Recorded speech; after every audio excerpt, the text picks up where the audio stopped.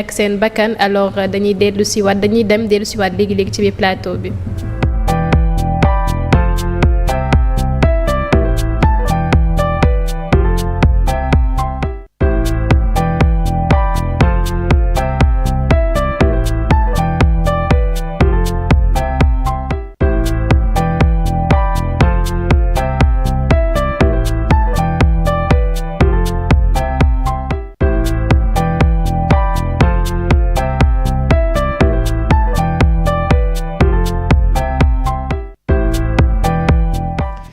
De retour sur le plateau alors comme ni ma ko waxee dañuy daal di jàll ci suñu rubrique fact checking ànd ci ak Ayoba Faye. waaw Ramata maa ngi lay nuyuwaat di nuyuwaat internautes yi ak sénégalais yëpp yi ñuy suivre tey rubrique fact checking bi dama ko consacré ci li nga xamante ni tey jii mooy communication institutionnelle bi nga xamante ni am na bi crise bi en temps de crise maanaam keroog bi yëf yi jaxee biir université ba tàng jër nga xamante ni nit ñi ngi craindre le pire comme ni ko Omar fàttalee léegi ministère wala direction des bourses daal di génne benn communiqué le 1er décembre wax ni bourses yi ñu ngi koy fay. Et je pense que il y a une sorte de désinformation après la diffusion de ce communiqué là parce que après ci médias yëpp da nga gis ñu jël communiqué bi publier ko de façon à faire croire que ni étudiants yi li ñu doon kaas tey jii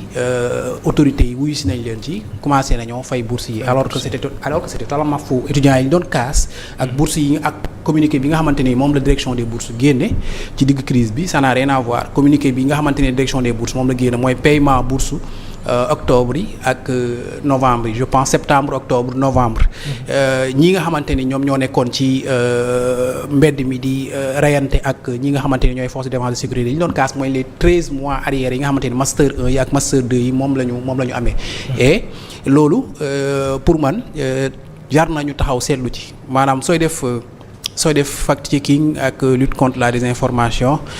pour man ñi nga war a njëkk a contrôler seen information mooy ñi nga xamante ni ñoom ñoo ñu jiite. li ñuy wax ndax méngoo na ak li am wala méngoowul ak li am parce que après da ngay gis ni keppaar gi sax les gens sont tombés dans le piège parce que après yónnee naa Moustapha ci biir keppaar gi parce que ñoom ñu ngi yaakaaroon ni bi communiqué bi génnee affrontement yi dañoo waroon arrêté parce que étudiants yi dañu doon kaas ay bourses ñi publier nañ ni direction des bourses commencé na fay bourses yi donc dañoo waroon arrêté léegi il se demandait est-ce que paiement bi dafa commencé gul moo tax étudiants yi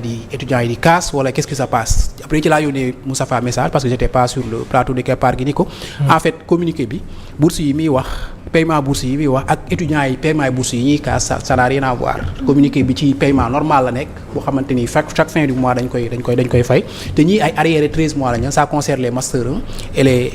les master 2 et la précision devait être faite et pour moi autorités yi dañu génn communiqué bi juste pour fay coow li ak pour peut-être manipuler un peu l'opinion ba ñu yaakaar ni étudiants yi fay nañ leen seen bourse kon direction génn na communiqué ni day fay bourse tawul ñu ngi ci mbedd mi di sànnante xeer ak force de défense et de sécurité donc c'est très important que parfois autorités yi bu ñu jël la parole wala bu ñu defee communication mu doon communication boo xamante ni dafa méngoog la réalité sur le terrain et après le président de l'amicale de la faculté des sciences juridiques sax génn na après pour démentir que ni ñoom communiqué boobu li ñu ko jàppee mooy manipulation parce que dañoo bëggoon peut-être ñi nga xamante ni ñoo nekkoon front ba ñu jógee foofu dellu ci seen néeg yi pour en tout cas déstabiliser ñi nga xamante ni tey jii ñoom ñoo nekkoon di def front boobu et comme ni ma ko waxee léegi sooy def fact checking ñi nga war a njëkk a saytu li ñuy wax ndax wér na wala wérul mooy ñi nga xamante ni tey jii ñoom ñoo nekk ci instance yi di gën a kawe moo xam président de la République parce que président de la République bu génnee def déclaration ça engage tout le Sénégal c'est aussi valable pour le premier ministre c'est valable pour tous les ministres du gouvernement saa yu génnee wax rek c'est officiel c'est ñoom ay sources officielles lañ leen tuddee d'ailleurs suñu génnee wax da ngay jàpp ni lii ñu wax dëgg la donc li ñu wax soo jàppee ni dëgg la après liggéey journaliste bi mooy par exemple ministre bi taxaw na biir assemblée ni ren ministre de l'agriculture taxaw na biir assemblée ni ren on a fait 950 000 tonnes de production de riz su ko waxee ça engage tout le gouvernement, ça engage l'État du Sénégal. Et day dem ba ci partenaires techniques et financiers yi nga xamante ni ñoo nekk à l'extérieur nga xamante ni dañuy sukkandiku ci ay chiffres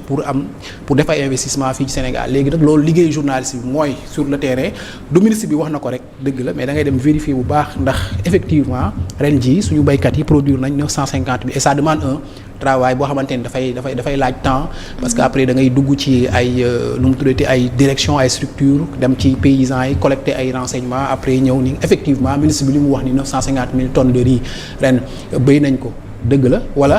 ministre bi kat dafa exagérer chiffre bi toll 950 000 nii la toll donc loolu mooy véritable travail de fact-checking yaa ngi wax léegi aussi que ni jour bi nga xamante c'était le 1er décembre je pense ci la information bi génn que comme quoi ci réseaux sociaux yi ñaari étudiants dañoo ñàkk seen bakkan man mii ni nga ko gisee noonu laa ko gisee mais bi ma duggee ci compte bi nga xamante ni moom laa ko ñëkk a gisee laa xam ni c'était de la manipulation parce que après li mu jeexalee poste bi sax mooy dañ leen koy nëbb donc dans ce cas précis attitude bi nga ci am moom mooy attitude journaliste en fait tu prends d'abord le temps de vérifier dugg ci ay comptes yoo xamante ni ay comptes yu peut-être entre guillemets yu sérieux la soo ko fa gisul après nga wut ay contacts ñi nga xamante ni ñooy collectif amical étudiants yi nga woo leen xam parce que bu yu mel nii amee peut-être ñoom ñooy source bi nga xamante ni ñoom mooy gën a créer parce que ñoom ñoo nekk ci terrain bi ñoom ñoo xam li xew ak li xew après aussi nga wut contact Croix-Rouge nga xamante ni tamit ñoom ñi ngi ci terrain bi lépp bu fi am comme jiyee ñoom dinañ ko xam wala sapeur pompier soo amee yooyu ci ngay mën a vérifier effectivement lan moo xew dëgg-dëgg ci terrain bi ndax dafa am blessé ndax dafa am mort d'homme parce que mort d'homme moom kenn mënu ko comme ni mu koy waxee kenn mënu koo nëbb bu benn étudiant deewee à la minute près nga koy xam parce que étudiants yi nekk ci front bi di xeex sax dañuy yor seen portable di filmer donc dès qu'il y a mort d'homme rek c'est bizarre que ñu ne dañ leen koy nëbb parce que étudiants yi amuñu benn intérêt pour nëbb kenn seen benn naataango boo xamante ni dafa décédé ci xare bi donc c'est très important. nga baal ma foofu Oumar suñu invité mi ngi fii ci biir plateau bi ñu dalal ko muy Adji Anta Gaye Diop coordonnatrice de projet Accord Africa Sénégal bonjour. Bonjour, merci pour l'invitation. D'accord bu ci kanam mi après dinañu gën a yaatal. Gaye nga sant. Diop laa sant. moom nga nekk Gaye. Gaye sama turandoo moo sant Gaye sama Gaye waaw. Gaye du Gaye moom daal bëgg koo xamante ne ñoom ñaar ñoo bokk sant. Gaye rek kontaan. yow Omar sama mbokk la Omar ñi ngi fi nekk fay. Omar kan nga am mu sant Gaye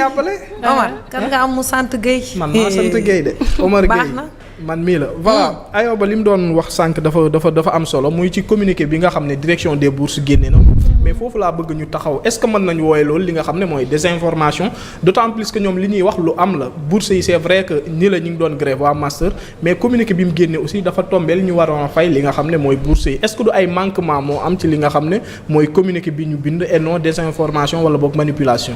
bon communiqué bi mënoon na bañ a doon manipulation suñu préciser woon ci biir communiqué bi. que ni bourse yi ñuy fay entre octobre ak novembre bokkut ak yi nga xamante ni étudiants yi moom la ñu kaas mais dañ nekk ci situation benn contexte bu particulier boo xamante ni étudiants yi ñu ngi ci mbedd mi front bi metti na sénégalais yëpp ñu ngi ciy wax partout sur les réseaux sociaux ñëpp ñu ngi ciy wax médias yi foo taal loolu la ñuy wax ñëpp ñu ngi craindre le pire nga génne sa communiqué di ñu ngi fay bourse yi sans pour autant préciser yan bourse la ñuy fay ak yan bourse ñoo concerné xeex bi nga xamante ni moo nekk ci mbedd mi donc c'est juste après nit ñi mën nañu ko gisee manipulation étudiants yi noonu lañu ko interpréter c'est de la manipulation c'est pour un peu freiner leur ardeur après mënoon na fa jaaree sax yàq seen front parce que étudiants yu bëri mënoon nañ bàyyi front bi ne kon gars yi daf nañ communiquer ni ngi fay bourse yi mën nañ ñibbi suñu kër te kon ak yi nga xamante ni tey jii moom la ñu bëgg a am tey duñ ko ci am moo tax ma ni dafa am tuuti manipulation ci heure bi ñu ko diffuser parce que heure bi ñu ko diffuser la dafa contexte bi ñu ko diffuser dafa fekk ni étudiants yi dañuy xeex ci ay bourse alors que bourse ak bourse y a bourse et bourse am na arriéré am na ay bourse paiement normal am na te paiement normal nga diffuser donc da nga war a préciser ci communiqué bi que ne bourse yi ñuy fay bokkul que ak bourse yi nga xamante ni tey jii moom la étudiants yi di xeex. parce que c'est totalement vrai parce que bi information boobu génne ñi gis nañu naan léegi solution mi commencé am léegi affaire yi leer na sans pour autant ñu préciser ni waa master dañuy casse ci seen rappel bi nga xamante ne fay ñu leen depuis maintenant 13 mois. loolu moom c'est important pour ñu kii ko. non man moom parce que nekkoon amoon naa chance dem assemblée nationale gisoon naa que le ministre de l'enseignement supérieur di Daouda Ngom. moom sax annonce bi foofu la ko njëkkoon defee ne dans la semaine dinañ fay li nga xam ne mooy bourse yi. bi ma gisee communiqué bi man leer na ma que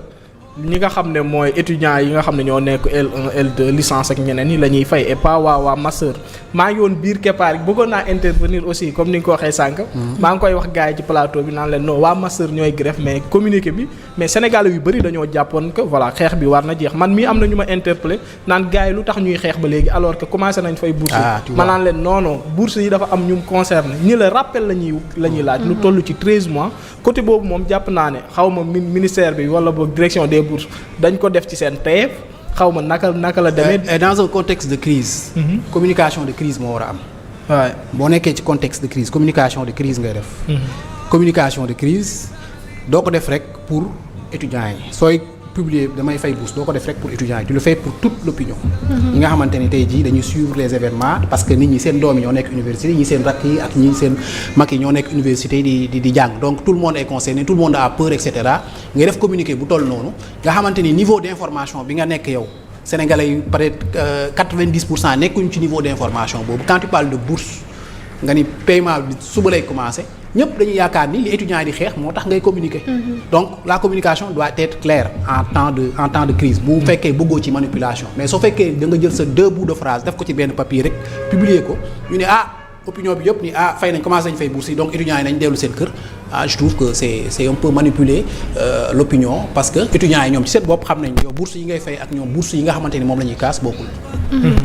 wax na lu am solo muy communication de crise jàng naa ci tuuti nag bëriwul mais communication de crise moom li njëkk mooy nga reconnaître que crise am waaw te loolu jàpp naa ne ci même direction des bourses waroon nañ reconnaître que li nga xam ne moo xew université ñu xool yan solution lañ ciy andi mais ñoom tamit seen communiqué bi xaw na des quoi dañoo xawoon daw seeni responsabilité bu baax a baax comme niñ ko waxee sànq wax nga ci li nga xam ne mooy wàllum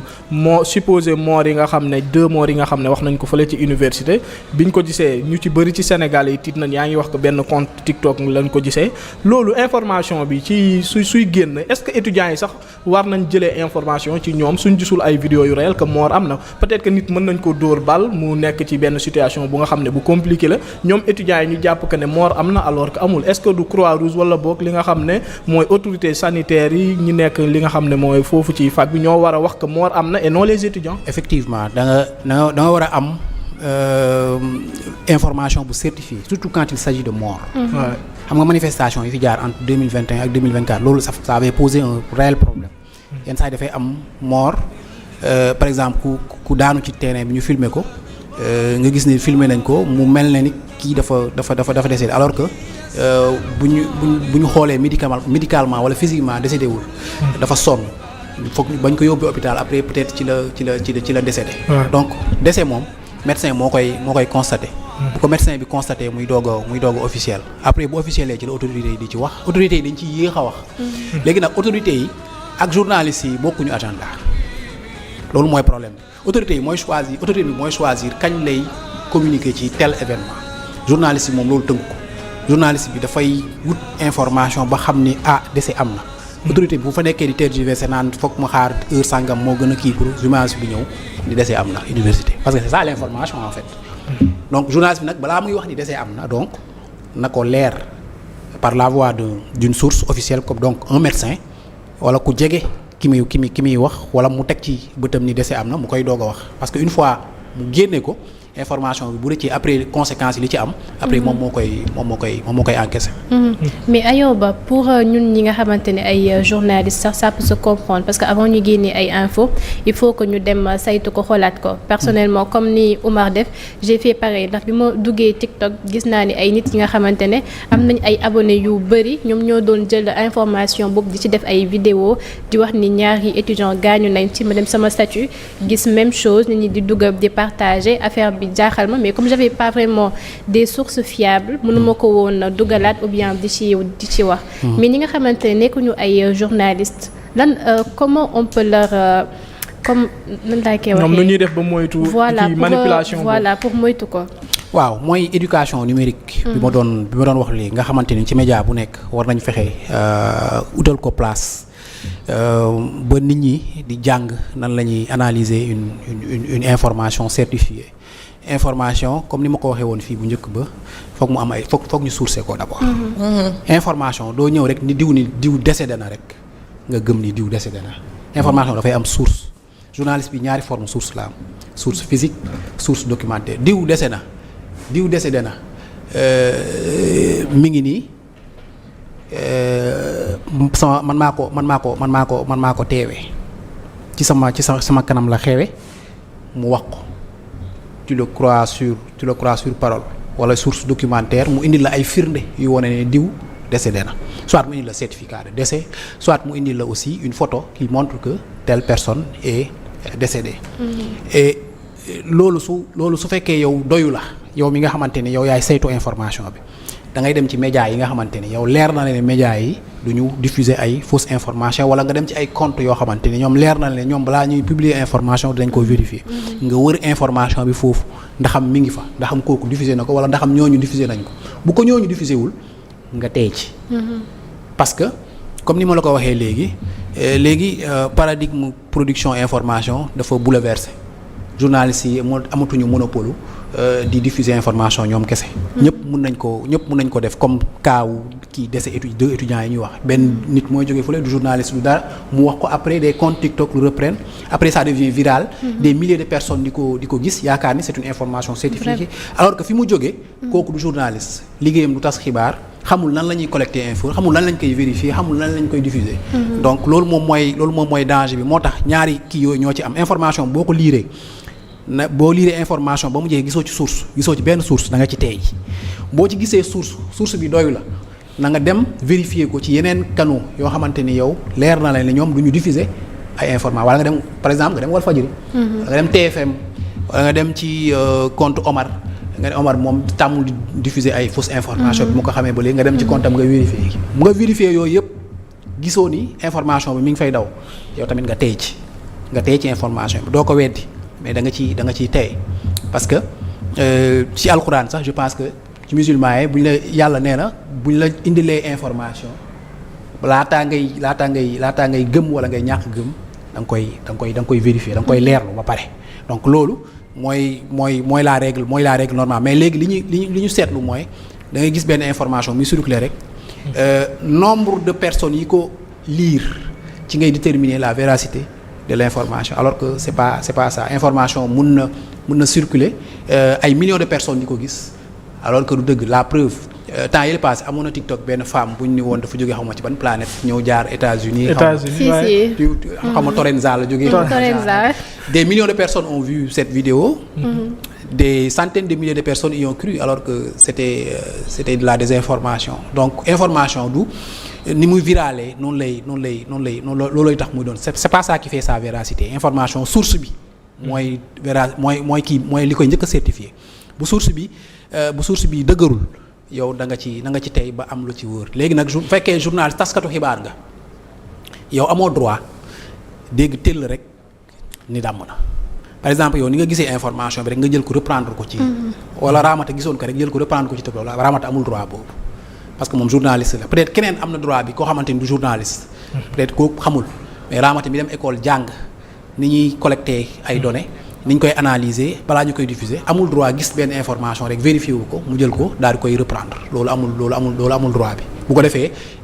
elle a fait une faute professionnelle boo xamante ni après dañ ko ci war a sanctionner. macha allah. leer na nañ. vérification mooy lépp. waaw vérification moom mooy canal bi parce que information léegi dañ ko jël def ko une rubrique à part muy fact checking bi ñu doon wax léegi. mais loolu ci. Processus production information la bokk vérification école ba nga fay jàng nañ la ne collecter vérifier diffuser chaîne bi loolu la da ngay dem collecter boo collecter li nga collecter waxuñu la li nga collecter yëpp dëgg la. da nga koy vérifier d'abord boo ko vérifier vérification bi sax dafa compliqué parce que dañ ay sources triangulaires 3 sources ngay xool kii bu yëpp méngoowee nga doog a ñëw diffuser. Dernière question bi ma lay poser est-ce que mënuñ wax que li nga xam ne mooy développement technologie de l'information surtout direct yi di am direct yi moo andi dégâts yi parce que da ngay gis kuy live sax teg sa téléphone gis benn information rek jàllale ko directement alors que journaliste rek da nga waroon vérifier. Auparavant dañuy gis que télé yi wala boog journal papier yi nii Walf Quotidien beneen pour mu génn benn jour lay génn ci benn yoon lay génn ci journée bi peut-être que ñoom dinañ am temps vérifier mais gars yi dañuy teg seen téléphone gis information taf dóor. waaw loolu mooy te xam nga direct yi ngay wax nii. la plupart ñi koy def aussi duñu journaliste ci chaîne YouTube yi. ak ci yenn télé yi sax duñu ay journaliste par exemple mun na benn animateur mun na ñëw toog wala benn animatrice di def direct mu jékki-jékki ñu jox ko benn information ci portable am rek mu wax ko ci. day dal les plus grands def ñuy dal ñun ñi nga xamante ni dañu nekk je pense que mos nañu dal ci benn plateau Keppaar gi fii ñu annoncé sur les réseaux la mort de Jean-Paul Diaz absolument ñu jàllale ko ci plateau alors que normalement ci journaliste bu ñu la joxee information da nga koy vérifier léegi nag foofu journaliste bi mën na tromper wu de bonne foi. mën na jox information nga dem vérifier auprès d'une source boo xamante ni yow wóolu nga ko. mu confirmer la ko nga ne kii de wóolu naa ko. te loolu moo daloon Georges ci Keppaar gi vérifié na ko ba ki mu woo mu ne ko effectivement dëgg la. il a vérifié. kooku jox ko information boo xamante ni c'est pas vrai mu diffuser ko donc il s'est trompé de bonne foi parce que def na liggéey bi nga xamante ni tey jii moom la war a def wóolu na source am jox na ko information ba mu vérifié. mais lii dal léegi la plupart ci ñi ngay wax nii. mooy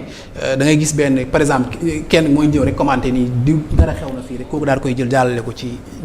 kii bi alors que du jaar ci circuit bi nga xamante ni moom la war a jaar peut-être ci ginnaaw nga xamante ni am na toute une équipe boo xamante ni ñoom ñoo war a vérifier li nga xamante ni moo xew boo demee ci ay dëkk yu mel ni France am na ay plateau yoo xam ne léegi suñu def direct day am équipe bu nekk ci ginnaaw su sax invité bi waxee loo xamante ni du loolu benn équipe bi da koy vérifier après ñu génne vraie information bi ci plateau bi et que suñu plateau yi ñun war nañ dem ba yegg foofu am des équipes de vérificateurs yoo xamante ni ñooy accompagner les émissions ba lépp lu fi xamante ni dañ koy wax ci émission bi ñu vérifier ko mu doon lu certifié. macha allah. am na solo. En tout cas am na solo je crois que surtout suñu maman yi ñoom moom ça sera je crois un peu compliqué mais na jeunes yi quand même bàyyi xel di chercher la quête de la primauté de l'information parce que gis nañ ñu bari ñoom moom pour ñu dugal ni benn information il faut que ñu njëkkante pour wane ni ñoom ñoo njëkk am information bi alors que ça doit pas se passer comme ça nañ def attention bu baax a baax parce que xool également yenn information nga war a dugal parce que il y a des informations yi nga xamante ne c'est très sensible sama benn professeur daf ma ko daan wax mu ne bu fekkee ne xam nga ni info bi boo ko dugalee mën na tas réew da ngay toog nga xoolaat nga ne comme ni ko anglais di waxee so what boo ko si tu boo ko diffuser après lan mooy am. affaire bi lan la lay apporter. La responsabilité du journaliste. Voilà. Ça c'est très important. Parce que après à l'école le professeur Kandji nous a raconté cette anecdote là bi mu amoon entre 2001 bi Sénégal di jouer sa qualification au mondial. contre le Maroc bi ñu nekk Lions yi nekkee regroupement ñoo am benn source bu ko wax ni El Hadj Diouf bu Lions yi regroupé guddi gi day génn dafay dem baali guddi gi Kandji à l'époque fii la nekkoon Walfadjri mu ne guddi gi El Hadj Diouf dafay génn dafay dem baali day bàyyi Lions yi foofu ci regroupement yi day dem baali ba 5 heures du matin bu jógee foofu day dem fële nu mu tuddati résidence xaw ma ban résidence Faysal xaw ma fa lay ànd ak xale yu jigéen moom mu jël chauffeur topp El Hadj Diouf guddi gi ñëw ba ci Ngor Jaaraama fi Lions yi di regroupé mu gaare foofu ak chauffeur am ak photographe am ay 23h minuit El Hadj Diouf génn mu topp ko ba boîte de nuit bi El Hadj Diouf di baale. mu photo ko et tout il a les preuves et tout. 5 heures du matin mu toppaat El Hadj Diouf ba ville mu photo ko aussi il a les preuves et tout donc c'était le jeudi je pense le mercredi. Le Sénégal doit jouer le samedi moom il doit écrire son article le jeudi mu war a génn vendredi. Il appelle le sélectionneur Bruno Metsu à l'époque mu ni ko j'ai les preuves que ce jour bi guddi gi dafay génn dem baali bàyyi fii ses camarades. Metsu weddiwu ko Metsu ni ko est-ce que mën nañoo gisan il dit d'accord mu dem rencontrer Bruno Metsu mu dem toog Bruno Metsu ni ko li nga wax c'est vrai si El Hadj Diouf j'admets mais El Hadj Diouf c'est un cas qu'on gère particulièrement dans la tanière tout le monde sait que à l'époque El Hadj Diouf moo porté woon équipe bi mu ni ko toi tu es journaliste mais tu es sénégalais avant tout je ne vais pas t'apprendre comment faire ton métier mais si tu diffuses l'information vendredi l'équipe doit jouer un match capital samedi boobu Sénégal bu dóorul Maroc qualification am daanaka day kii donc l'équipe doit jouer samedi si tu diffuses vendredi tu vas déstabiliser l'équipe et après les conséquences il faudra les assumer maintenant rek tu peux diffuser mais man mën naa la ñaan bul diffuser après match bi naa la wutal entretien exclusif nga El Hadj Diouf macha Allah moom mu jógee foofu daal di dem bureau am toog peser le pour et le contre et finalement il a décidé de ne pas écrire l'information le vendredi. Le samedi le Sénégal joue contre le Maroc et c'est El Hadj Diouf qui marque El Hadj Diouf marque le Sénégal est presque qualifié au mondial bu benn match moo ñu dese te dañ ko doon dóor donc après à la fin il a son entretien avec El Hadj Diouf qui lui dit que man samay preuve defuma ko ci du ma ko def ci mbedd mi ci biir terrain bi laay wane samay preuve donc on n'a pas à me juger sur ce que je fais en dehors du terrain mais sur le terrain donc c'est pour rappeler un peu la responsabilité du journaliste boo yoree lu mel ni xal ci sa loxo nga xam nan nga koy maîtriser parce que la diffusion de l'information aussi c'est une étape très importante ci processus production information du information yëpp la ñuy génne ñun ñuy yéeg dañuy am fukki information mais li ñu ciy génne daanaka benn lay doon wala ñaar. Alors merci beaucoup Ayoba dañuy daal di tëj rubrique fact checking bi mais en même temps dafay rester parce que tey moom mooy invité actu bu Oumar alors Oumar ma bàyyi la nga doxal. waaw comme ni nga ko waxee Ayoba moom tey après rek da ngay dem dallu ji wala nga dem week-end soxla nañ la ci plateau bi waxtaan ak yow ci mbirum politique carrément. jarul sax transition mën nañ continuer directement. si mën nañ continuer waaw waxtaan bi Ayoba dama bëgg ñu dooree ko ak démb. voilà bataaxal bi ñu jot comme quoi que kii di njiitu réew mi Bassirou Diomaye Diakhar Faye dafa renforcer li nga